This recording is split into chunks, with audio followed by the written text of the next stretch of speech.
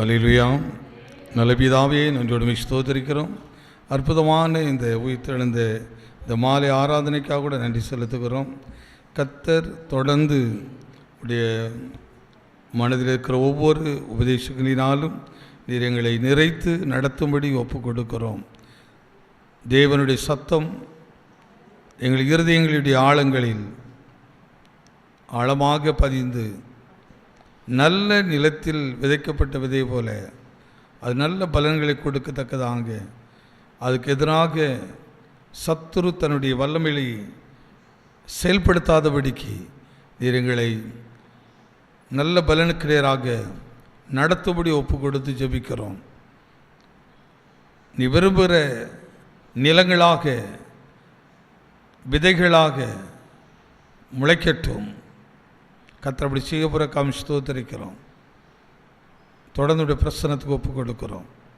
இயேசுவின் நாமத்தை ஜெபிக்கிறோம் நல்ல பிதாவே, ஆமென். நாம் தியானத்துக்காக எடுத்துக்கொண்டு வேத பகுதி மத்திய எழுதின சுவிசேஷம் 16ஆம் அதிகாரம் 14-17 வரை வாசிப்போம். அதற்கு அவர்கள், சிலர் உம்மை யோவான் ஸ்நானன் என்றும், சிலர் எலியா என்றும், வேறு சிலர் எரேமியா அல்லது தீர்க்கதரிசிகள் ஒருவர் என்றும் சொல்லுகிறார்கள் என்றார்கள். அப்பொழுது அவர், நீங்கள் என்னை யார் என்று சொல்லுகிறீர்கள் என்று கேட்டார். சீமோன் பேதுரு பிரதியுத்தரமாக, நீர் ஜீவனுள்ள தேவனுடைய குமாரனாகிய கிறிஸ்து என்றான். இயேசு அவனை நோக்கி, யோனாவின் குமாரனாகிய சீமோனே, நீ பாக்கியவான். மாம்சமும் இரத்தமும் இதை உனக்கு வெளிப்படுத்தவில்லை, பரலோகத்தில் இருக்கிற என் பிதா இதை உனக்கு வெளிப்படுத்தினார். போதும். காலையிலும் இந்த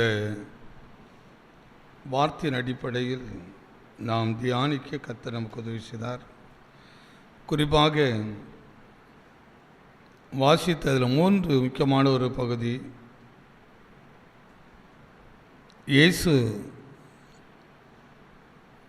தன்னுடைய ஊழிய பாதையை அற்புதங்களினாலும் அடையாளங்களினாலும் பலவிதமான நோய்களை குணமாக்கி பிசாசுகளை துரத்தி இவ்விதமாக தன்னுடைய ஊழியத்தை அவர் நிறைவேற்றி வந்து கொண்டிருக்கும்போது திடீரென்று ஒரு நாள் தன்னுடைய சீசரிடத்தில் அவர் கேட்ட கேள்விதான் இந்த கேள்வி. அவர் தன்னுடைய சீசர்களுடைய மனதில் என்ன இருக்கிறது என்றும் தன்னுடைய ஊழியத்தை பார்த்து ஜனங்கள் என்ன நினைக்கிறார்கள் என்றும் அவர் அறிந்து கொள்ளும்படி சீசரிடத்தில் இயேசு இந்த வார்த்தை கேட்கிறார். என்னை யார் என்று ஜனங்கள் கேட்கிறார் என்று. அதற்கு அவர்கள் நீர் ஸ்தேவான் என்றும் எலியா என்றும் எரேமியாவில் ஒருத்தர் என்றும் சொன்னார்கள். அதுக்கு பின்பாக சீசரிடத்திலும் கேட்கிறார். அதில் பேதுரு மட்டும் இந்த வார்த்தை சொல்கிறார். உமக்கு அவர் இயேசுவை குறித்து, நீர் ஜீவனுள்ள தேவனுடைய குமாரன் என்று சொல்கிறார். இதை கொண்டு ஆழ்ந்து கவனிக்கும் போது இயேசுடைய ஊழியத்தில் ஒருவன் வந்து கேட்டான், ஆண்டவரே, நான் எல்லாவற்றையும் விட்டுவிட்டு உம்மை பின்பற்றி வர விரும்புகிறேன் என்று சொன்னான். ஒருத்தர் கேட்கிறான், நான் நித்திய ஜீவனை அடையும்படி நான் என்ன செய்ய வேண்டும் என்று ஒருவர் கேட்கிறார். ஆனால் இப்படிப்பட்டவர்களெல்லாம் இயேசு தன்னுடைய ஊழியத்துக்கு அழைக்கவில்லை. இப்படிப்பட்டவர்களெல்லாம் தெரிந்து கொள்ளவில்லை. இன்னொருத்தரை பார்க்கும்போது ஒருவன் கர்த்தருக்கென்று சபைகளெல்லாம் ஊழிய கட்டி கொடுக்கிறான். அப்படிப்பட்டவர்களையும் தேவன் ஊழியத்துக்கென்று அழைக்கவில்லை, தெரிந்து கொள்ளவே இல்லை. அவர் ஒரு மனதில் ஒரு பெரிய நோக்கத்தை கிறிஸ்து வைத்திருந்தார். அவர் வந்த நோக்கம் ஒரு ராஜ்யத்தை எப்படியாவது இந்த பூமியில் ஸ்தாபிக்க வேண்டும் என்று. நான் இழந்து போனேன், அந்த இழந்து போன அந்த ராஜ்யத்தை மீண்டும் ஸ்தாபிக்க வேண்டும். காலையில் அந்த இடத்து வரை வந்து சில காரியங்களை நாம் தியானித்தோம். லூக்கா எழுதின சுவிசேஷத்தில் 19ஆம் அதிகாரம் 10. இழந்து போனதை தேடவும் ரட்சிக்கவுமே மனுஷகுமாரன் வந்திருக்கிறார் என்றார். இழந்து போனதை தேடவும் ரட்சிக்கவே மனுஷகுமாரன் வந்திருக்கிறார். அவர் வந்த நோக்கம் தேவன் மனதில் இருந்த அந்த காரியத்தை பூமியில் செயல்படுத்த முடியாதபடிக்கு மனுஷன் பாவத்தை செய்தபடியினால், மீறுதலை செய்தபடியினால் மனுக்குலமானது துர்க்குணமாக துர்ச்செயலாக மாறிவிட்டது. மனிதர்கள் கொலைப்பாதர்களாகவும் வீம்புக்காரர்களாகவும் மாறிவிட்டார்கள். இப்படி தேவனுடைய திட்டத்துக்கு எதிரான ஒரு சந்ததி பூமியிலே பெருகினது. அதனால் தேவன் அந்த சந்ததியை அழித்து அடுத்து நோவா காலத்திலிருந்து ஒரு சந்ததி உருவாக்க விரும்பினார். அந்த சந்ததியும் பிற்காலத்தில் பார்க்கும்போது அவர்களும் தேவன் விரும்புகிற அந்த ஜீவியத்தில் இல்லை. கவனித்து பார்க்கும்போது அதற்கு பின்புதான் நான் இழந்து போனதை மீட்க வேண்டுமானால் நானே தான் வர வேண்டும் என்று தேவன் அவர் மனுக்குலம் எடுத்து மனுஷ சாயலாய் இழந்து போனதை தேட வந்தார். அதுக்கு 3 காரியத்தை சொன்னேன். கேள்வி ஒன்று இருக்கிறது, மனுஷருக்கெல்லாம் ஏன் தேவனாகவே வந்திருக்கலாமே, கடவுளாகவே வந்திருக்கலாமே, அப்படி வல்லமையோடு வந்திருக்கலாமே என்று. ஆனால் தேவன் வல்லமையோடு வந்திருந்தால் மனுஷர்கள் தேவன் விட்டு விலகி போவார்கள்.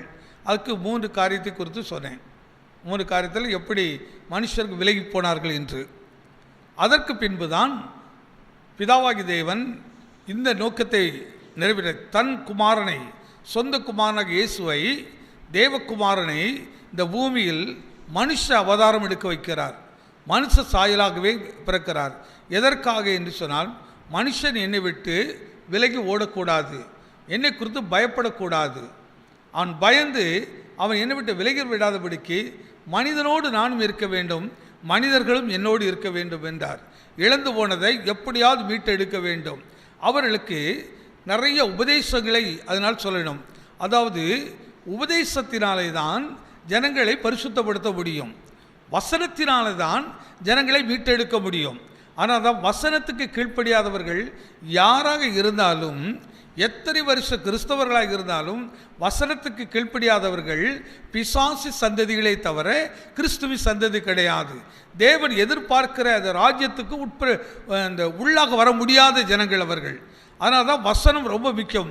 அதனால் தான் வசனத்தை எடுத்தே போதிக்கிறார். பழைய ஏற்பாடு எடுத்து போதிக்கிறார், புதிய ஏற்பாடு எடுத்து சொல்லுகிறார். அவர் வந்த நோக்கத்தை எடுத்தெல்லாம் சொல்லுகிறார். எதற்காக நான் வந்தேன் தெரியுமா என்பதெல்லாம் சொல்லி காட்டிக்கொண்டே இருக்கிறார். கொஞ்சம் கவனத்தில் நாம் வைத்துக்கொள்ள வேண்டும். யாருக்காக இதை செய்தார்? இந்த பூமிக்கு ஒத்த வேஷம் தரிக்க என்னையும் உங்களை கர்த்தர் அழைக்கவில்லை. நம்ம அதற்கென்று தெரிந்து கொள்ளவே இல்லை. விழுந்து போன என் முற்பிதாக்களில் மீட்டெடுப்பதற்காக, ஒருவேளை என் முற்பிதாக்களும் மீட்டெடுக்கப்படவில்லை என்றால் என்னையாவது கர்த்தர் எப்படியா மீட்டெடுக்கணும்னு விரும்புகிறார். அதனால தான் என்னோடு பேசிக்கிட்டே இருக்கிறார். இதை நான் உணர வேண்டும். கர்த்தர் ஒவ்வொரு நாளும் என்னோடு பேசிக்கிட்டே இருக்கிறார். என் மேல் அவ்வளோ இரக்கம், அவ்வளோ தயவை கர்த்தர் வைத்திருக்கிறார். நான் கெட்டுப்போகக்கூடாது என்பதற்காக சிலர் பாருங்கள், மனம் திரும்பாமல் ஒரு மனிதன் மரித்து போவான், ஆனால் அவனுடைய நிலைமை எவ்வளோ மோசமாக இருக்கும் கொஞ்சம் கவனித்து பாருங்கள். ரட்சிக்கப்படாமல் ஒரு மனிதன் மரித்து போவான் என்றால் நாம் நிறைய மரண வீட்டுகளுக்கு போகிறோம். அங்கே போகும்போது அங்கே என்னத்தை நாம் கவனித்து பார்க்கிறோம்? கிறிஸ்துவுக்குள் மரித்தவர்கள் யாரா? பாக்கியவான்கள் சொல்லுது. அப்போ பாக்கியவானுடைய மரணமாக இருந்தால் அங்கே என்ன இருக்கும்?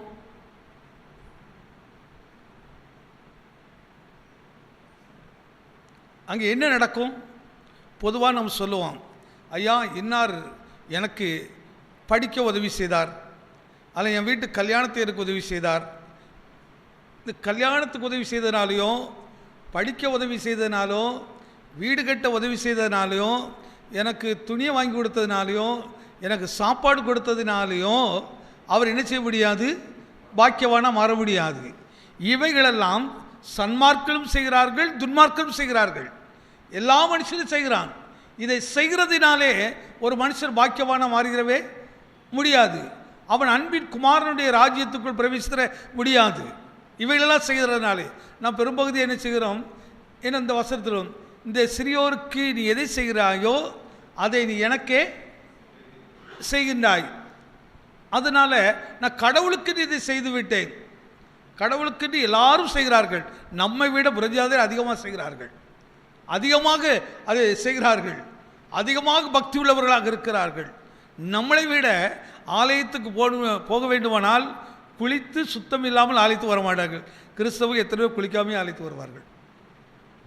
ஆமாவா இல்லையா? நம்மளை விட சன்மார்க்க நெறியை அதிகமாக பின்பற்றுகிறவர்கள் கடவுளுடைய விஷயத்தில் அவர்கள் மிகவும் நம்மளை விட எவ்வளோ இருக்கிறார்கள். அதனால் அவர்கள் பாக்கியவான்களா? இல்லை. கிறிஸ்துவுக்குள் கிறிஸ்து எனக்குள்ளே இருந்தார். கிறிஸ்து விரும்பினதை நான் செய்தேன். அவர் விரும்பினதை என் மூலமாக தேவன் செய்வதற்கு என்னை ஒப்பு கொடுத்தேன். நான் அல்ல, கிறிஸ்து என்னில் வாழ்ந்தார். நான் பிழைக்கவில்லை, கிறிஸ்து என்னில் பிழைத்தார். நான் செய்யவில்லை, கிறிஸ்து என்னில் செய்தார். அவர் விரும்பின எல்லா காரியத்தை செய்ய, அவர் நினைத்த காரியத்தில் முடிப்பதற்கு என்னை கர்த்தர் பயன்படுத்தினார். என்னை முற்றிலுமாக. ஆனால் அந்த பாட்டு பாடுவோம், என்னை ஜீவ பலியாய் ஒப்புவித்தேன் ஏற்றுக்கொள்ளும். அந்த பாட்டு ஏதோ கடமைக்காக பாடுகிறது இல்லை. ஒவ்வொரு நாள், ஆண்டவரே இன்னைக்கு நான் என்னை ஒப்பு கொடுக்குறேன். நீங்கள் என்னை கொண்டு என்ன செய்ய விரும்புகிறீங்க, என்னை கொண்டு எப்படி நடத்த விரும்புகிறீங்க. இந்த சாட்சிகளை நீங்கள் நிறைய இடத்துக்கு கேட்க முடியாது. ஐயா இவர் வாழ்ந்தது கர்த்தருக்காக வாழ்ந்தார், ஐயா கர்த்தருக்காக இழந்தார், கர்த்தருக்காக நஷ்டப்பட்டார், ஐயா கர்த்தருக்காக நிந்தைகளை அனுபவித்தார், கர்த்தருக்காக எத்தனை அவமானப்பட்டார். ஆனால் கிறிஸ்துவை விட்டு விலகவில்லை, கிறிஸ்து இவரை விட்டு விலகவே இல்லை. இவர் கிறிஸ்துவுக்குள் மரித்தார் என்று எத்தனை பேர் சாட்சி சொல்ல முடியும்? எத்தனை பேர் இது சொல்ல முடியும்? கொஞ்சம் கவனித்து பாருங்கள். தேவன் புது ராஜ்யத்தை உண்டாக்க விரும்பினார். அதனால தான் பாருங்க, பிரபலமானவர்களை யார் இது கிறிஸ்து தனக்கு சீசர்களாக தெரிந்து கொள்ளவே இல்லை. ஒரு கேள்வி கேட்கிறார், ஐயா நான் நித்திய ராஜ்யத்தை சுதந்திரத்துக்கு. அவன் தாகத்தை பாருங்க, என்ன வாஞ்சிய, நான் நித்திய ராஜ்யத்தை சுதந்திரத்துக்கு நான் என்னையா செய்யணும்? அப்படிப்பட்டவரை, மகனே என் ஊழியத்துக்கு நீ தகுதியான ஆள்னு அழைக்கவே இல்லை. கர்த்தர் தெரிந்து கொள்ளதை பாருங்கள், தெரிந்து கொண்ட ஒவ்வொருவரையும் பாருங்கள் எப்படிப்பட்டவர்கள். சில நேரங்களில் பாருங்கள், ரொம்ப புத்திசாலியாக இருக்கிறவர்கள் தேவசியத்தை செய்ய மாட்டார்கள், அவர்கள் விரும்புவதை செய்வார்கள். ஆனால் எதையுமே பற்றி ரொம்ப தெரியாத ஆள் பாருங்கள், வசனம் என்ன சொல்கிறதோ அதுபடி நடப்போம், பாஸ்டர் என்ன சொல்கிறார்களோ அதை கேட்டு நடப்போம், ஊழியக்காரருடைய நடத்திப்பின்படியே நடப்போம். அவன் கேட்பார்கள், ஐயா அந்த வசனம் இப்படி சொல்லுங்க இப்படின்னு என்று கேட்பார்கள். வசனத்தின்படி நடக்க, வசனத்தின்படி போதிக்கிற போதகருடைய வார்த்தை கேட்டு நடப்பார்கள். பெரிய புத்திசாலி அறிவாளிகளாக இருக்கிறதுனால் தேவராஜ்யத்தில் பெற முடியாது. இந்த ஏழைகளுக்கு கொடுக்கறதுனால, நாக்கா ஏழைகளை கொடுக்கறது தவறு அப்படின்னு அந்த நோக்கத்தில் சொல்ல வரல. இவைகளை செய்கிறவர்கள் நீங்களும் நானும் செய்கிறதை விட புறஜாதியர் அதிகம் செய்கிறார்கள், நம்மளை விட அதிகம் செய்கிறார்கள். ஒரு மனுஷனுக்கு வியாதிப்பட்டிருக்கான்னு சொன்னால், ரத்தம் கொடுக்கன்னு சொன்னால், எத்தனையோ தேவன் அறியாதவர்கள் பேர் ரத்தத்தை கொடுக்கிறார்கள், உடை கொடுக்கிறார்கள். ஒரு மனிதருக்கு ஐயா மருத்துவமனையில் இன்னைக்கு அவருக்கு அந்த பிள்ளை கெட்ட முடியாமல் இருக்கிறேன்னு சொன்னால் யார் யாரெல்லாம் உதவி செய்து விடுகிறார்கள். இதெல்லாம் சன்மார்க்கம் யார் செய்வார்கள்? ஆனால் யார் பாக்கியவான்கள், யார் பாக்கியவான்கள்? ஆனால் தான் கேட்குறேன், என்னை யார் என்று கேட்கிறார்கள் எல்லாரும். நீர் இப்படிப்பட்டவர் அப்படிப்பட்டவர் எல்லாரும் சொல்கிறார்கள்.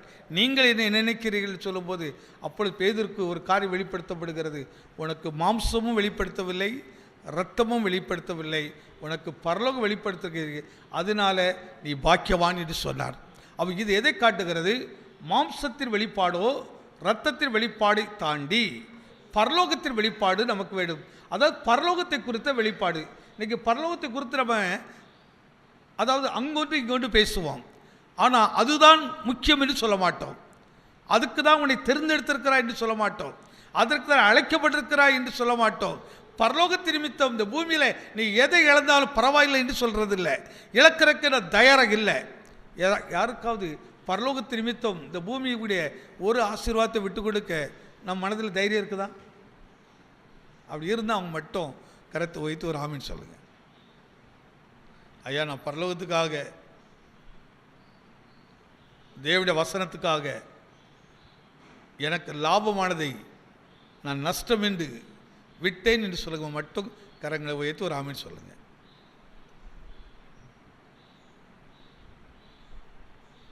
என்ன மகன்?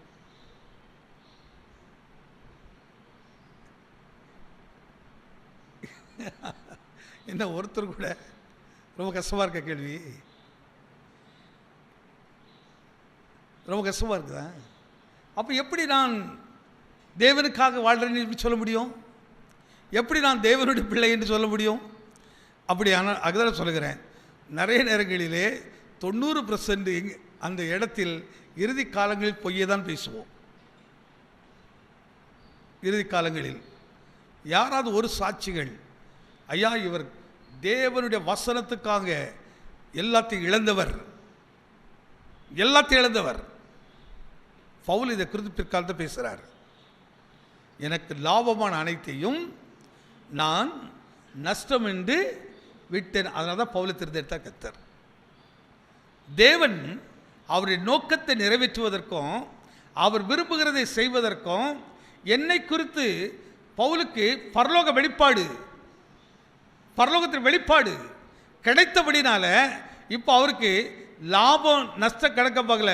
பரலோகத்துக்கு நிகராய் இந்த உலகத்தில் ஒன்றுமில்லை என்று எது வேணாலும் எடுத்துக்கொள் என்று எல்லாத்தையும் விட்டு தன்னுடைய இன்னும் ரொம்ப அற்புதம் பாருங்க, பாடுகள் என்று தெரிந்தே, உபத்திரவங்கள் என்று தெரிந்தே, கிறிஸ்துவ ஊழியம் கடினம் என்று தெரிந்தே அதற்கு தன்னை அர்ப்பணிக்கிறார். ஏனென்றால் தேவன் விரும்புகிறதை இந்த பூமியில் நான் எப்படியாவது செய்தாக வேண்டும். கர்த்தர் விரும்புகிறதே அதாங்க கிறிஸ்து அன்பு. அதனால தான் எழுதுகிறார், கிறிஸ்துவின் அன்பு என்னை நெருக்கி என்ன செய்யுது?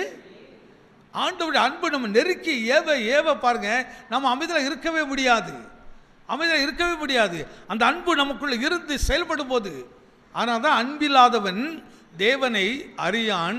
தேவன் அன்பாகவே, அதான் பரலோகத்தின் அபிஷேகம், அதெல்லாம் பரலோகத்தினுடைய பலன், அது பரலோகத்தின் சுவாபங்கள். அது ஆனால் தான் இயேசு இந்த வார்த்தையை அடிக்கடி சொல்கிறாரு, பரலோகத்தில் செய்யப்படுவது போல பூமியிலையும். இப்போ இயேசு எதுக்கு இங்கே வந்திருக்கிறாரு? இயேசு எதுக்கு மாம்சத்தில் வெளிப்படுறாரு? எதுக்கு சபையை ஸ்தாபித்திருக்கிறாரு? இன்னும் ரொம்ப அற்புதமாக நீங்கள் யோசித்து பார்த்தீங்கன்னா, அப்போஸ்தலர் காலங்களில் சபைகளில் யாரும் தனக்கென்று எதையும் வைத்துக்கொள்ளவே இல்லை. இந்த வருஷமே உள்ளத்துக்கு கொஞ்சம் அப்போஸ்தலர் காலங்களில் சபை நீங்கள் கொஞ்சம் எடுத்துக்கிட்டான், ஒருவனும் என்ன செய்யலையா?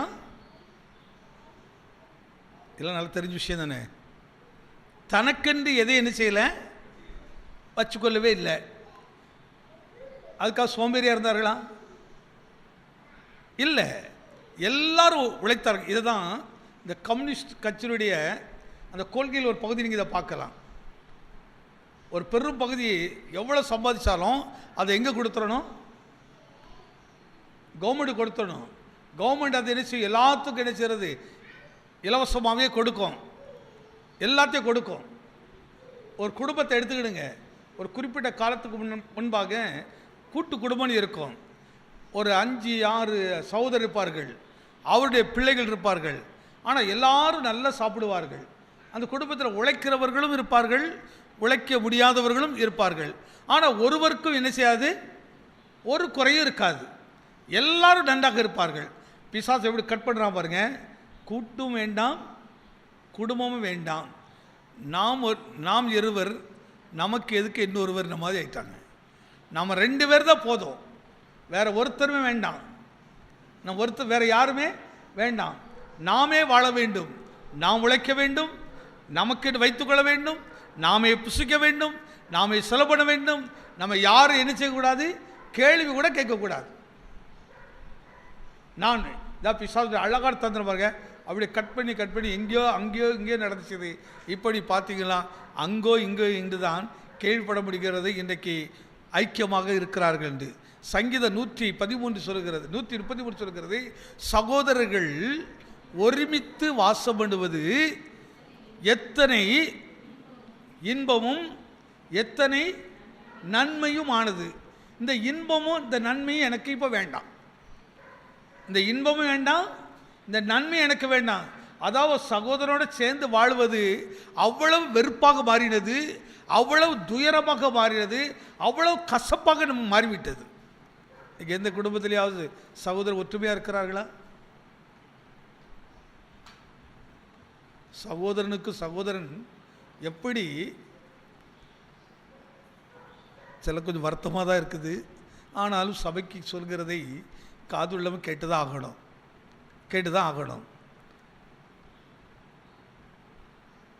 நம்ம மனைவிமார்கள், ஏதாவது கல்யாணம் முடிஞ்சவங்க தானே இருக்கிறீங்க, அதுக்காக சொல்கிறேன்.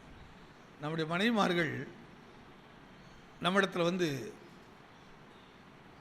எப்பா உங்கள் அப்பா அம்மா வேண்டாம், உன் அண்ணன் தம்பிலாம் வேண்டாம், நம்ம தனியாக போயிடலாம், நம்ம தனியாக போனால் தான் நாளைக்கு நம்ம பிள்ளைகளுக்கு என்ன செய்ய முடியும்?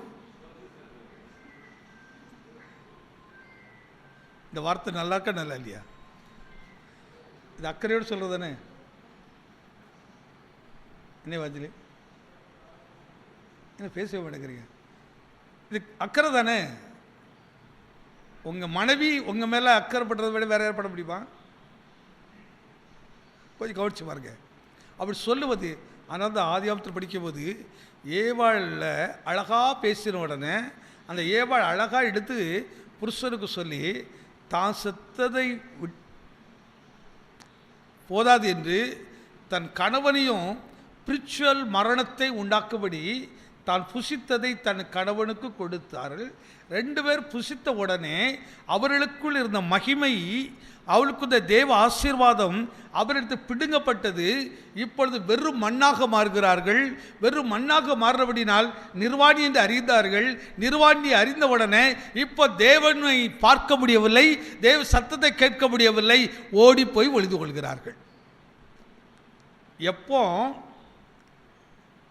தேவனுடைய வார்த்தையை அவமதிக்கிறோமோ, அந்த சட்டத்தை மதிக்காமல் போகும்போது, சொன்ன வார்த்தையை மதிக்காமல் போகும்போது ஆட்டோமேட்டிக்காகவே நம்ம யாராக மாறுகிறோம்?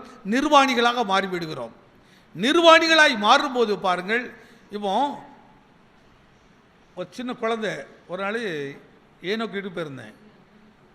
போயிருக்கும்போது அவன் ஆர்வன்னு பாத்ரூமில் இருந்து நான் உள்ளேருந்து பார்க்க வெளியே வந்துட்டான். என்னை பார்த்தோன்னே உள்ளே போய் ஓடிவேன், அம்மா எனக்கு ட்ரெஸ் கொடு அப்படிங்கிறான்.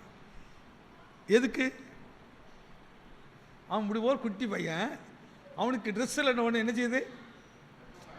ஒன்று வெக்கமாய்ச்சுது. நல்லா கவனித்து, ஒரு சின்ன பையனுக்கு அப்படி ஒரு உணர்வு வருது. அவர் தேவனை அந்த பூமியில் வெளிப்பட்டா எந்த மனுஷையா முன்னாடி நிற்க முடியும்? யாரையா ரட்சிப்பின் வஸ்திரத்தை உடுத்திருக்கிறார்? எத்தனை பேர் ரட்சிப்பின் சால்வையை அணிந்திருக்கிறோம்? ரட்சிப்பின் மேன்மையை இன்னைக்கு அஸ்திரமாக நாம் நம்ம அணிந்திருக்கிறோம். அது இல்லாததுனால தான் தேவனுக்கு முன்னாடி ஒரு மனுஷன் நிற்க முடியவில்லை, ஒரு மனுஷன் நிற்க முடியல. மீண்டும் இயேசு வரும்போது இந்த சமூகம் நடக்கும். இயேசு மீது வருவார். நாம் மரித்தாலும் வருவார், உயிரோடு இருந்தாலும் வருவார். ஆனால் வரும்போது நாம் மரித்திருக்கிற யாவரும் எழுந்திருப்போம். எழுந்திருக்கும் போது பாருங்கள், நீ ஒரு நிர்வாணியாக இருந்தால் அவர் நிற்கிற இடத்தில் அவருடைய வாசலுக்குள்ள பிரவேசிக்க முடியாது. தானாகவே நிர்வாணம் இருக்க கூட்டத்தோடு சேர்ந்துருவான், பாவ கூட்டத்துக்குள் சேர்ந்து விடுவோம். பாவத்தின் பலன் நரகம் என்று வேதம் சொல்லுகிறது. ஏன் சபையில் ரொம்ப கஷ்டப்பட்டு போதிக்க வேண்டியிருக்குது? ஏன் இவ்வளவு சொல்ல வேண்டியிருக்கிறது? தேவன் நம்மை நேசிக்கிறார். வசனத்தினால் தான் பரிசுத்தமாக்க முடியும். தீர்க்கதரிசிகளால் பரிசுத்தமாக்க முடியல. அப்படி வல்லமை பார்த்து ஒருவன் பரிசுத்தம் அடையல. வல்லமைகளை அற்புதத்தை கண்டவர்கள் அதே தேவனுக்கு எதிர்த்தினார்கள், அதே தேவனை முறுமுறுத்தார்கள். கவனித்து பாருங்கள், அவர் எகிப்திலிருந்து அவர்களை எவ்வளவு ஆச்சரியமாக நடத்தினார், எவ்வளவு அற்புதமாக நடத்தி வெளியே கொண்டு வருகிறார். ஆனால் அதே ஜனங்கள் அவருக்கு எதிராக முறுமுறுத்தார்களா? முறுமுறுக்கவில்லையா? அப்போ அற்புதங்களும் அடையாளங்களும் ஒரு மனுஷன் தேவராஜ் கொண்டு போகாது. அற்புதத்தினால் அடையாளத்தினாலும் நீ சாட்சியாக மாற முடியாது. இன்னைக்கு ஒரு அற்புதம் நடந்துன்னா ஸ்தோத்திரம் பண்ணுவான், நாளைக்கு நடக்கலைன்னா என்ன கடவுள் அப்படிப்பா. அப்போ உனக்கு டெய்லி அற்புதம் நடந்துகிட்டே இருக்கணும். ஆனால் நீ ஒரு மாற்றம், உனக்கு ஒரு வளர்ச்சி இருக்காது, ஒரு மன திரும்புதலே இருக்காது. அதனால தான் கிறிஸ்து மனம் திரும்புதலை குறித்து அதிகம் பேசினார். அப்போ புதிய ஏற்பாடு அதிகமாக மனம் திரும்புதலை குறித்து பேசிக்கிட்டே இருக்குது. மனம் திரும்புதலை குறித்து பேசுது. கொஞ்சம் கவனமாக இருந்து, ஐயா நீங்கள் இயேசுவை எப்படி பார்க்குறீங்க, யாருன்னு நினைக்கிறீங்க? உங்கள் மாம்சம் சொல்லிக் கொடுக்க நம்பாதீங்க, உங்கள் ரத்தம் சொல்லிக் கொடுக்க நம்பாதீங்க. ஆண்டவரே பரலோகம் எங்களுக்கு வெளிப்படுத்தட்டும், பரலோகம் எங்களுக்கு வெளிப்படுத்தட்டும். பரலோகம் எப்படி வெளிப்படுத்துறது? வசனத்தின் மூலமாக வெளிப்படுத்துகிறது. வசனம் நமக்கு பேசுது நம்மோடு. இவர் யார்? எதற்காக இயேசு இந்த பூமிக்கு வந்தார்? என்னை ரட்சிக்க அல்லவா? இன்னைக்கு ரட்சிப்பின் வஸ்திரம் நம்மகிட்ட இல்லை, ரட்சிப்பின் சந்தோஷம் நம்மகிட்ட இல்லை. எத்தனை பேருங்க கர்த்தருக்குள் மகிழ்ச்சியாக இருக்கிறீங்க? சரி, மகிழ்ச்சியாக இருந்தால் நம்ம என்ன பண்ணுவோம்? மகிழ்ச்சியாக இருந்தால் என்ன பண்ணுவோம்?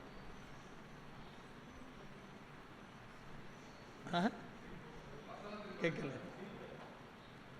நினைச்சோம் சிரிப்போம். மகிழ்ச்சியாக இருந்தால் சிரிப்புன்னு சொல்றதை விட சந்தோஷமாக இருப்போம். மகிழ்ந்து களி கூறுவோம், நல்லா மகிழ்ந்து களி கூறுவோம். புலம்பல் இருக்காது.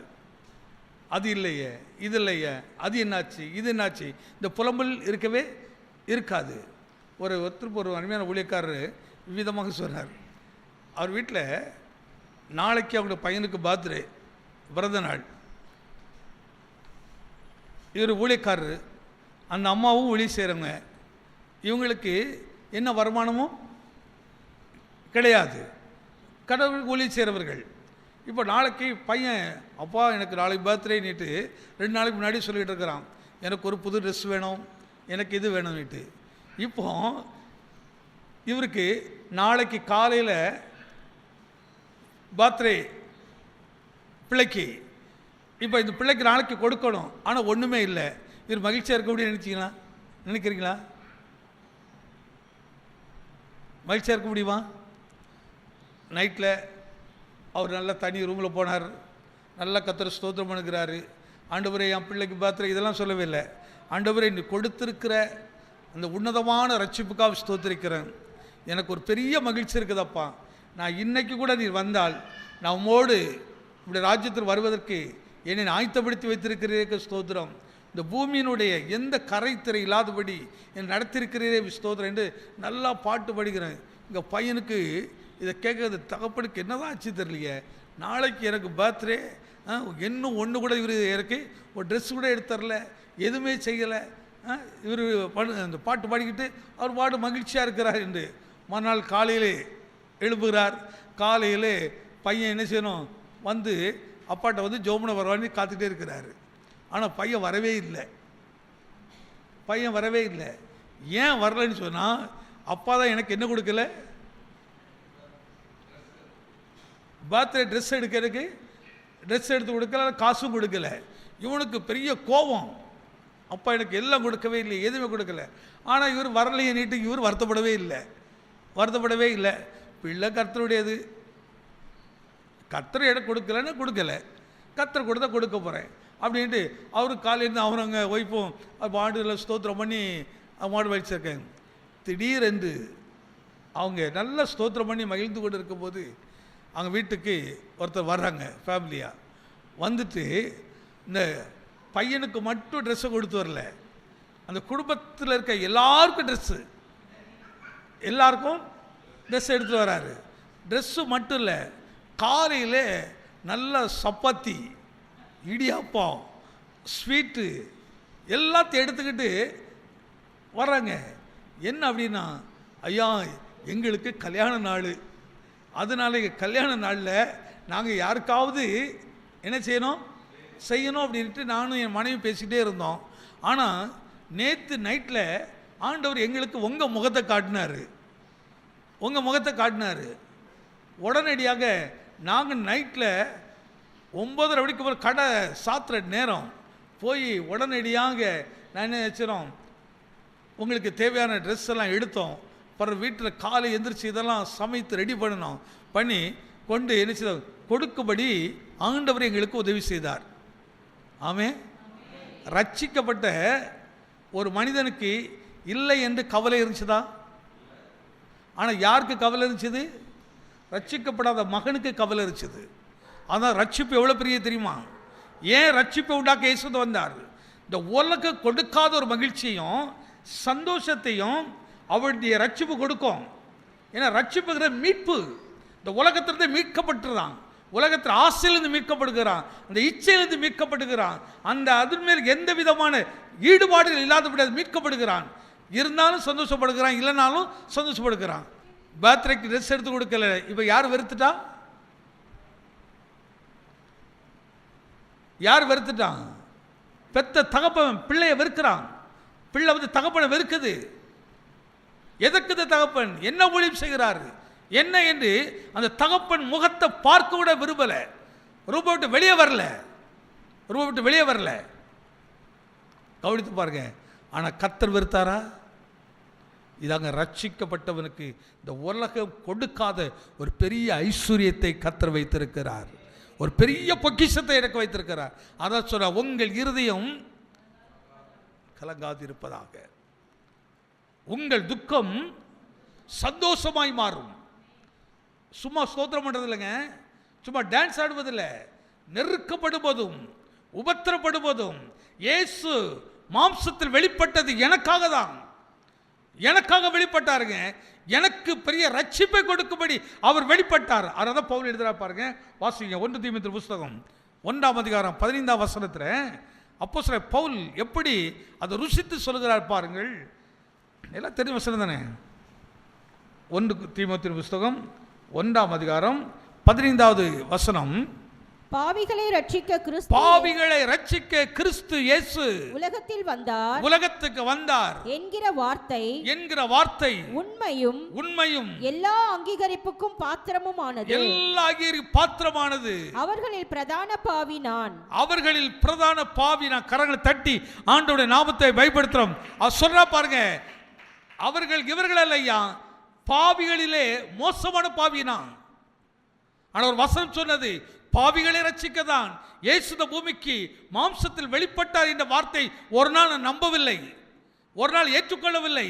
ஒரு நாள் இந்த வார்த்தை சொன்னவர்களை நான் கொலை செய்வதற்கு துணையாக நின்றேன், அவர்களுக்கு எதிராக நான் நின்றேன், பாவத்தின் கொடூரத்தில் வெளிப்பட்டு கொண்டே இருந்தேன். ஒரு நாள் இந்த இயேசுவை சந்தித்தார் ஐயா, ஒரு நாள் இந்த இயேசுவை சந்தித்தார். அவர் என் கண்களை திறந்தார், பரலோகத்தின் வெளிப்பாடு எனக்கு கிடைத்தது. பரலோகத்தின் வெளிப்பாடு. அதனால பாருங்க, மாம்சமும் ரத்தமும் வெளிப்படுத்துகிறதெல்லாம் வேஷம். மாம்சமும் ரத்தத்தையும் வெளிப்படுகிறதை நம்புகிறவன் மோசம் போய் விடுவான். பரலோகம் பொய் சொல்லாது, பரலோகம் சரியான காரியத்தை காட்டும். இப்ப பரலோகம் பவுலுக்கு வெளிப்படுத்தி காட்டுகிறது, பாவிகளை ரட்சிக்க இயேசு வந்தார் என்று பிரசங்கிக்கும் போது அவர்களை நீ சிலுவையில் அறையவும், அவர்களை கல்லெறியவும், அவர்களை கொலை செய்யவும் நீ துணை நின்றாயே பவுலே, கொஞ்சம் கவனித்துப்பார் என்று அவருடைய கண்களை திறந்து கர்த்தர் பரலோகத்தின் வெளிப்பாடை காட்டினார். காட்டின உடனே இப்போ அதே பவுல் சொல்லுகிறார், ஐயா, பாவிகளை ரட்சிக்க கிறிஸ்து இயேசு இந்த உலகத்துக்கு வந்தார் என்ற வார்த்தை எவ்வளவு உண்மை என்பதற்கு நான் சொல்கிறேன். பாவிகளிலேயே மோசமான பாவியனா, கெட்டவனிலே மோசமான கெட்டவன், அப்படி கெட்டவனாக இருந்தேன், என்னை ரட்சித்தார் ஐயா. எத்தனை பேர் சொல்ல முடியும்? எத்தனை பேர் இந்த சாட்சியா நிற்க முடியும்? எத்தனை உலகத்துக்கு பவுலை மாதிரி எழுதி நிற்க முடியும்? உன் குடும்பத்தில் நிற்க முடியும்?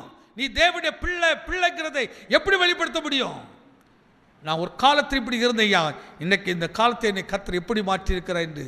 ஆனந்தம் பாருங்க, நல்லவர்களை விட, நல்லவர்கள் என்ற போர்வையில் இருக்கிற வேஷக்காரர்களை பார்க்கிலும் கெட்டவர்களாக இருந்து மனம் திரும்புகிறவர்கள் இந்த உலகத்துக்கு வெளிச்சமாக இருப்பார்கள்.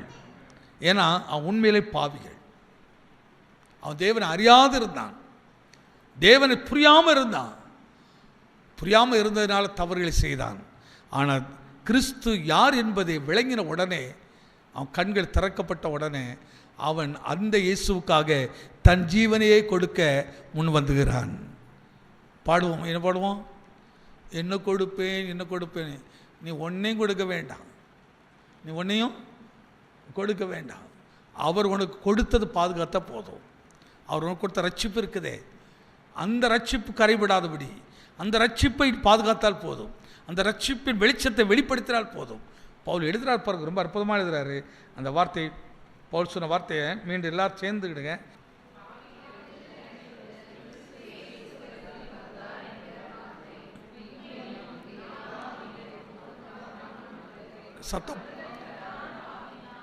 சத்தம் போதாது, இன்னும் சத்தமா?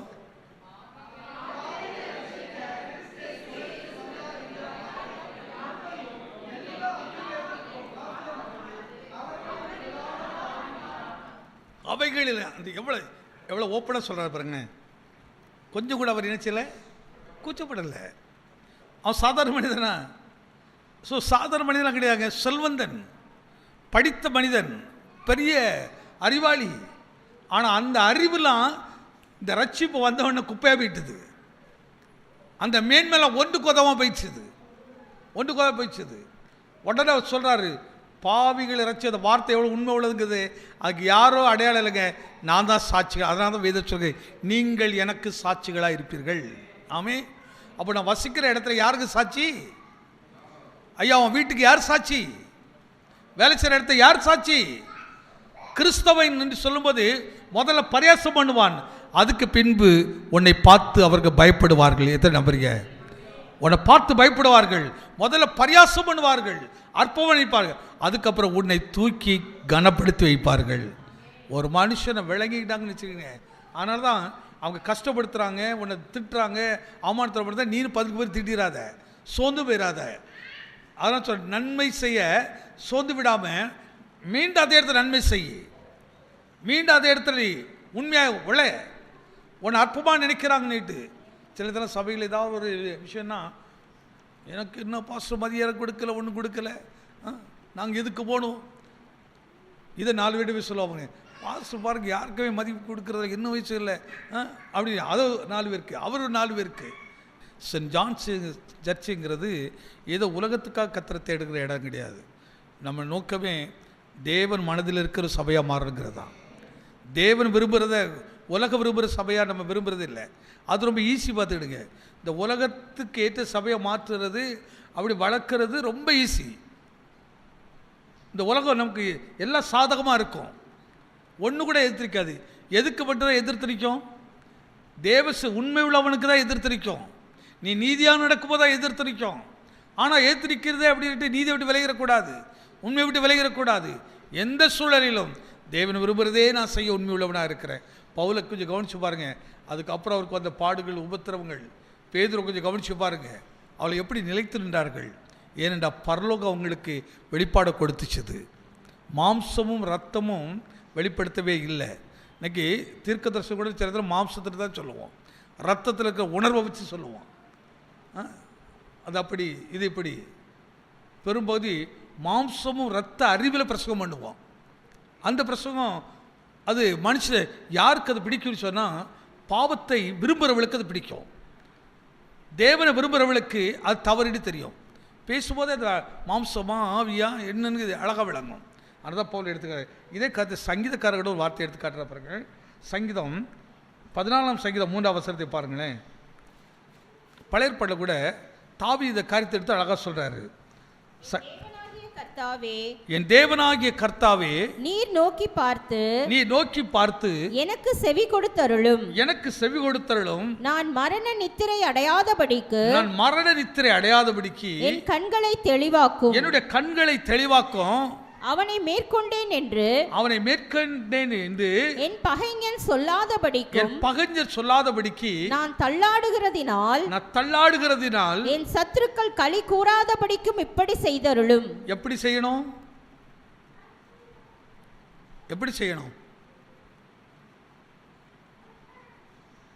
அந்த வசனத்தில் முதல் பகுதி அதான் சொல்லுது. மீண்டும் முதல் பகுதி வாசிங்க. என் தேவனாகிய கர்த்தாவே, என்னுடைய தேவனாகிய கர்த்தாவே, நீர் நோக்கி பார்த்து எனக்கு செவி கொடுத்தருளும். நான் மரண நித்திரை அடையாதபடிக்கு. மரண நித்திரை அடையாத, அத பாவம் செய்கிற ஆத்துமா சாகும். நான் பாவம் செய்து மரண நித்திரை அடையாதபடிக்கு என் கண்களை தெளிவாக்கும். அவ கண் எது? ஒருவனுடைய கண் தெளிவாக இருந்தால் அவன் சரீரம் முழுவதும் வெளிச்சமாக இருக்கும். அப்போ அது என்ன கருத்தை கேட்குறாரு? நான் பாவம் செய்து மரண நித்திரை அடையாதபடிக்கு என் கண்களை என்ன செய்யும்? தெளிவாக்கும். எத்தனை பேருங்க தெளிவுள்ள கண் இருக்குது?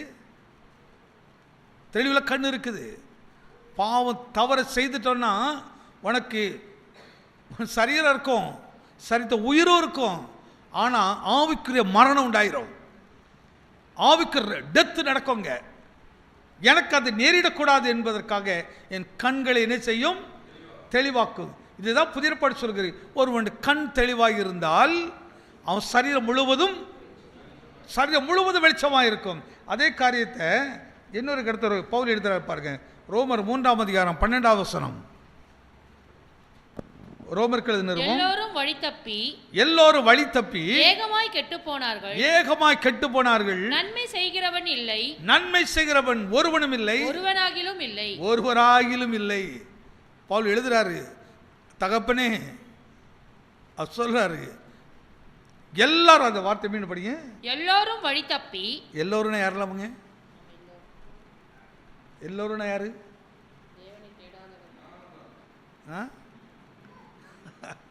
இப்போ இந்த மாலையில் நம்மளை பார்த்தா சொல்றாரு, சபையே நீங்க எல்லாரும் எப்படி இருக்கிறீங்க? எல்லாரும் எப்படி இருக்கிறீங்க? நான் வழிங்கிறேன், ஆனால் என் வழியை விட்டுட்டு நீங்க ஒரு வழியை, மாம்ச வழியை பிடிக்கிறீங்க, இரத்தத்தின் வழியை பிடிக்கிறீங்க. எல்லோரும் வழி தப்பி ஏகமாய் கெட்டு போனார்கள். நன்மை செய்கிறவன் இல்லை. இந்த கெட்டு போனவனை ரட்சிக்கத இயேசு வந்தார். எப்படி? இப்படி எல்லாரும் கெட்டு போனவனை ரட்சிப்பதற்கு அப்போ மிராக்கிள் செய்து ஒருத்தர் ரட்சிக்க முடியாது. மனைவியா இருந்தாலும், சகோதரனா இருந்தாலும், சகோதரியா இருந்தாலும், தாயா இருந்தாலும், தகப்பனா இருந்தாலும் கொஞ்சம் 1-2 தான். அதுக்கப்புறம் நமக்கு என்ன உண்டாயிரும்? நமக்கு அந்த சாந்த குணம்லாம் இருக்காது, அந்த அமைதெல்லாம் இருக்கவே இருக்காது. என்ன மகன், நன்மை செய்ய முடிகிறதா? நன்மை செய்ய.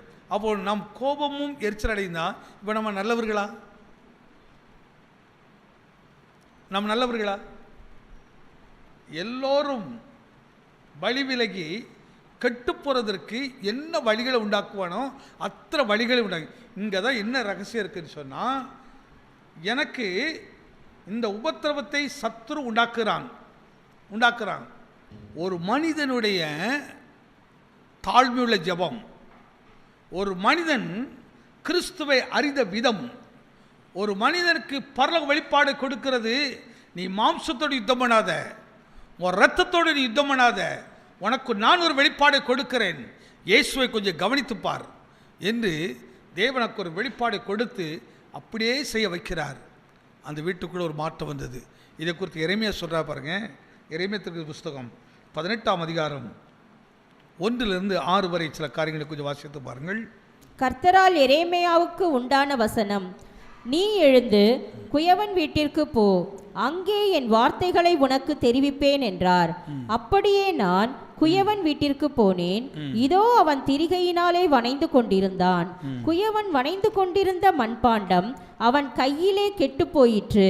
அப்பொழுது அதை திருத்தமாய் செய்யும்படிக்கு தன் பார்வைக்கு சரியாய் கண்டபடி குயவன் அதை திரும்ப வேறே பாண்டமாக வணைந்தான்.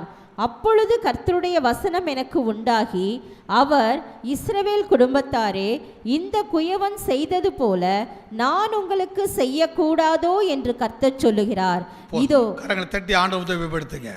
இன்னைக்கு நம்ம பார்த்த ஒரு கேள்வி, இயேசு ஏன் மாம்சத்தில் வெளிப்பட்டார்? நீங்கள் இயேசு யார் என்று நினைக்கிறீர்கள்?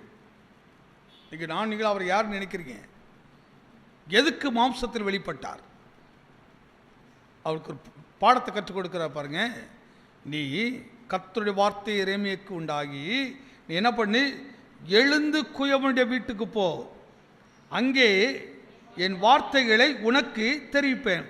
இப்போ நான் பேச மாட்டேன், ஆனால் என் வார்த்தை நீ பார்ப்பாய், என் வார்த்தையை பார்ப்பாய், அல்லது என் மனதை நீ பார்ப்பாய், அல்லது என் மனதில் இருக்க நோக்கத்தை நீ அங்கே பார்க்க முடியும். கொஞ்சம் கவனித்துப்பார். அவன் ஒரு மண்பாண்டத்தை செய்கிறான், ஆனால் கையில் அது கெட்டு போகிறது. கெட்டு போனவனை எடுத்து அவன் தூர எரிந்து விடாதபடி, அந்த வார்த்தை எப்படி சொல்றாரு பாருங்க. அப்பொழுது அதை திருத்தமாய் செய்யும்படிக்கு தன் பார்வைக்கு சரியாய் கண்டபடி. இப்போ என்ன செய்யணும்? முதல்ல கெட்டு போச்சுது, இப்போ அது எப்படி செய்யப்படணும்? தேவன் பார்க்கிற பார்வையில் நீ சரியா வரணும்னு அவர் விரும்புகிறாரு. அதனால் எரேமியா காற்றை கொண்டு போய் அங்கே பாரு, என் மனதை நீ அங்கே பார்ப்பாப்பா, என் எண்ணத்தை நீ அங்கே கவனிக்க முடியும். அந்த குயவனுடைய மனம் போல என் மனம், அந்த குயவனுடைய கைது களிமண் மாதிரி தான் ஜனங்கள். அந்த ஜனங்களை கெட்டு போறதை விட்டு விடுவதற்கல்ல, ஆனால் தான் பாவிகளை ரட்சிக்க கிறிஸ்து இயேசு இந்த பூமிக்கு வந்தார் என்பது எவ்வளவு உண்மை என்பதை கவனித்து பாரு அப்படி சொல்றாரு.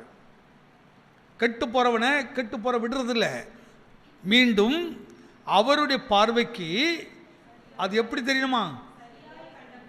எத்தனை நம்புறீங்க? கர்த்தர் இன்னைக்கு சரியாக நம்ம மாற்ற போறாரு, சரியான இடத்துக்கு செய்ய போறாரு. உனக்கு என்ன நோக்கத்தில் கர்த்தர், அதனால தான் தேவ சித்தம் நிறைவேறுவதற்கு நம்ம ஒப்பு கொடுத்துடணும். ஆண்டவரே ஏன் விருப்பம் இல்லை, நீங்கள் கொஞ்சம் உங்கள் விருப்பத்தை எடுத்து கொடுங்க, அதுக்கு முழுவதும் பிசாசு விரும்பின தான் செய்வீங்க. ஆனால் தேவ சித்தம் கொஞ்சம் ஒப்பு கொடுத்து பாருங்கள், அதுக்கப்புறம் தேவன் விரும்புகிறதெல்லாம் உங்கள் வாழ்க்கை அப்படியே நடக்கும். தேவ சித்தம் நிறைவேற என்னை ஒப்படைக்கிறேன், அவன் சித்தத்துக்கு ஒப்பு கொடுக்க. களிமண்ணை அவன் செய்கிறதுக்கு எவ்வளோ உரிமை இருக்கிறதோ அதே போல் நம்மை தேடி வந்த இயேசுவுக்கு உரிமை இருக்கிறது. ஆனால் தான் கர்த்தாவை சொல்லும் அடியேன் கேட்குறேன். அவர் பேசும்போது கேளுங்க, அவர் வசனத்தை படிக்கும்போது அந்த வார்த்தை உங்கள்கிட்ட பேசுவோம், அப்படியே கீழ்ப்படிது பாருங்கள், கீழ்ப்படிது பாருங்கள். இப்போ ஜபத்தில் ஒரு பெரிய மாற்றம் இருக்குதா இல்லையா? இப்போ நிறைய நேரங்கள் எப்படி ஜெபம் பண்ண தெரியுமா? ஆண்டவரே அந்த மனுஷனை ரட்சியம், என்னமோ இவங்க ரொம்ப பரிசுத்தவான்கள் மாதிரியும் நீதிமான்கள் மாதிரியும் ஆண்டோடைய வார்த்தை கீழ்ப்படித மாதிரியும் ஆண்டவர் சொல்ல கேட்ட அந்த மனுஷன் ரட்சியம். அந்த மனுஷனோட நீ மோசமான ஆடு, அந்த மனுஷியோட நீ மோசமான ஆடு. ஆனால் நம்ம ஜெபம் பண்ணுறது யாரு? ஒரு பாவியாக இருந்துட்டு நம்ம என்ன செய்கிறோமா? இன்னொரு பாவி ரட்சிக்க ஜெபம் பண்ணுறோமா? ஏன் இந்த மாற்றம் வர மாட்டேங்குது? என் வீடு நரகமாக மாறிட்டு இருக்குது, வீடு பரலோகமாய் மாறணுங்க. என்ன சார், நம்ம வீடு பரலோகம் மாறணும், நம்ம இடத்துல எல்லாரும் அன்பு கூறணும். நீங்கள் நல்லா கவனிச்சு பாருங்க, உறவுகள் சொந்தங்கள் இல்லாமல் நீங்கள் ஒரு காரியத்தை செய்தால் உங்களுக்கு எப்படி இருக்குன்னு நினைக்கிறீங்க?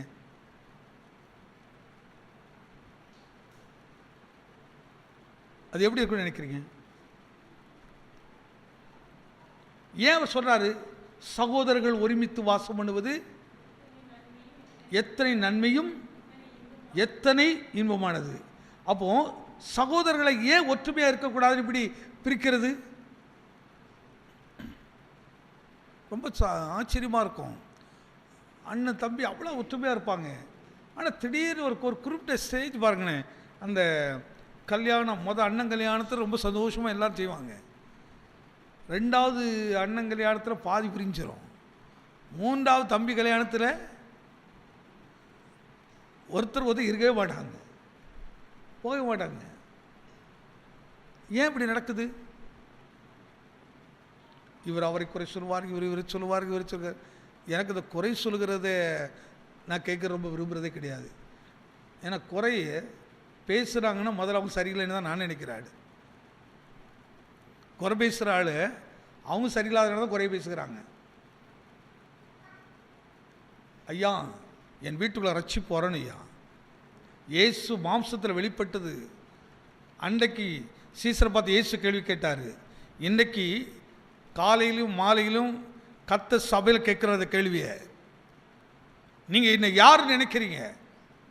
நான் எதுக்கு வந்தேன்னு நினைக்கிறீங்க? இதுக்கு தான் வந்தேங்கிறாரு. எதற்காக வந்தேன்? பவுல் ஒரு சாட்சி கொடுத்தார், தாவீது ஒரு சாட்சி கொடுக்கிறாரு, எரேமியா ஒரு சாட்சி கொடுக்கிறாரு, எரேமியாவுக்கு ஒரு போதனை கற்றுக் கொடுக்கிறாரு. போய் கவனித்து பாரு, இதுதான் என் மனம், இதுதான் நான் விரும்புகிற சபை, நான் விரும்புகிற சபையை இப்படி திரும்ப திரும்ப உருவாக்க பார்க்குறேன். நல்லா கவனித்து பாருங்க. நல்லா பிசைஞ்சது தான், நல்லா பக்குவப்பட்டது தான், ஆனால் திரிக்கும் போது சரியாக வர மாட்டேங்குது, செய்யும் போது கெட்டு போச்சுது. கெட்டு போச்சு விடலை, திரும்பவும் அதை செய்கிறாரு. தேவன் திரும்பவும் அதை செய்ய வர நம்மளை கைவிடவே மாட்டா. எத்தனை நம்புறீங்க? உன் குடும்பத்தை கர்த்தர் ஆசீர்வதிக்க வர விட மாட்டாருங்க, கர்த்தர் உருவாக்க வர விட மாட்டாரு. நான் அப்படி கற்பனை பண்ணி பாரு, ரட்சிக்கப்பட்ட என் மனைவி, ரட்சிக்கப்பட்ட என் கணவன், ரட்சிக்கப்பட்ட என் பிள்ளைகள், ரட்சிக்கப்பட்ட என் மாமனார் மாமியார் எப்படி இருந்தால் என் வீடு எப்படி இருக்கும், என் அண்ணன் தம்பி இப்படி இருந்தால் எப்படி இருக்குன்னு பார்க்குறீங்க. இன்னைக்கு அண்ணனும் தம்பியும் எதிரியும் அது எப்படி கீரியும் பாம்பமாக இருக்கிறாங்க. எல்லாம் சபைக்கு போகிற ஆள் தான், எல்லாம் இங்கே தான் போகிறாங்க. ஒரு வீட்டில் சொல்கிறாங்க, எங்கள் அண்ணன் அந்த சபைக்கு போடுவார், எங்கள் தம்பி இந்த சபைக்கு போவாங்க, எங்கள் அக்கா அந்த சபைக்கு போவாங்க. நான் என்ன எல்லோரும் ஒரே சபைக்கு போக மாட்டீங்களா? ஏன் எல்லாம் அப்படி போனீங்க? அங்கே இருந்தோம், அங்கே பாஸ்டர் இப்படி நடந்துக்கிட்டாரு, அதனால் அவங்க அப்படி போயிட்டாங்க. என்கிட்ட இப்படி நடந்துட்டார், அதனால் இப்படி போயிட்டேன். கொஞ்சமாவது நம்ம கொஞ்சம் எப்பவும் கொஞ்சம் எவ்வளோ தெரிஞ்சவங்களா இருந்தால் சொல்லபடி சொல்லிடுவேன். நீங்கள் இது தேவன் நடத்துகிறான்னு நினைக்கிறீங்களா? நான் நம்புறது இல்லை. தேவன் உங்களை நடத்தலை, உங்கள் மாம்சம் உங்களை நடத்திச்சு, அது உங்கள் ரத்தம் உங்களை நடத்திச்சு. உங்கள் ரத்தங்கிறது என்ன தெரியுமா? உங்களுக்குள்ள இருக்கிற பணம், உங்களுக்கு இருக்கிற பதவி, அதோடைய பலன் உங்களை எப்படியெல்லாம் நடத்திச்சுது. ஆனால் தேவன் அப்படி நடத்துறல. நீ கெட்டு போடா கூட அவனை விடாதபடிக்கு மீண்டும் எடுத்து அதே குயவனுடைய கையில் கொடுத்து இப்படி செய்யப்பா, நான் விரும்புகிறபடி செய்ய என்று கர்த்தர் செய்ய வைப்பார். எத்தனை நம்புறிய? அதான் நினைப்பதற்கும் நாம் ஜெயிப்பதற்கும் அதிகமாக கர்த்தர் செய்கிறவர், அதிகமாக செய்கிறவர். சும்மா நம்ம கர்த்தர் எதுக்கும் ஆராதிச்சுட்டு போகிறங்க, அப்படி இதை அனுபவிக்கிறதுக்கு இந்த சந்தோஷத்தை நீங்கள். அதனால தான் தாவி சொல்கிறேன், என் பாத்திரம் நிரம்பி என் ஜீவனுள்ள நாளெல்லாம் நன்மையும் கிருபையும் தொடரும். ஆனால் தாவி ஒவ்வொரு வார்த்தை எவ்வளோ கோல்டாக எழுத பாருங்க. ஒருமித்து வாசம் பண்ணுவது எத்தனை நன்மையும். என்னைக்காவது அப்படி யோசிக்கிங்களா? 2 பேரும் ஒற்றுமையாக இருக்க எவ்வளோ ஆசீர்வாதம் இல்லை? ஆசீர்வாதமாக இல்லையா? ஃபேமிலி ஒற்றுமையாக இருக்குது, அவ்வளோ ஆசீர்வாதம். தேவன் உருவாக்குவார். அப்படி அவர் கெட்டுப்போ விடவே மாட்டார், திரும்ப ஒப்பு கொடுப்பார். எடுத்து குயவனை செய். குயவன் எப்படியோ அப்படிதான் சபை நடத்த போதகருடைய வேலை அது. அவனை திரும்பவும் இதை போதிச்சு உருவாக்கு. கர்த்தருமே உருவாக்குகிறவர். இந்த மாலையில் தேவன் என்னோடு பேசுகிறேன்னு எத்தனை நம்புறீங்க?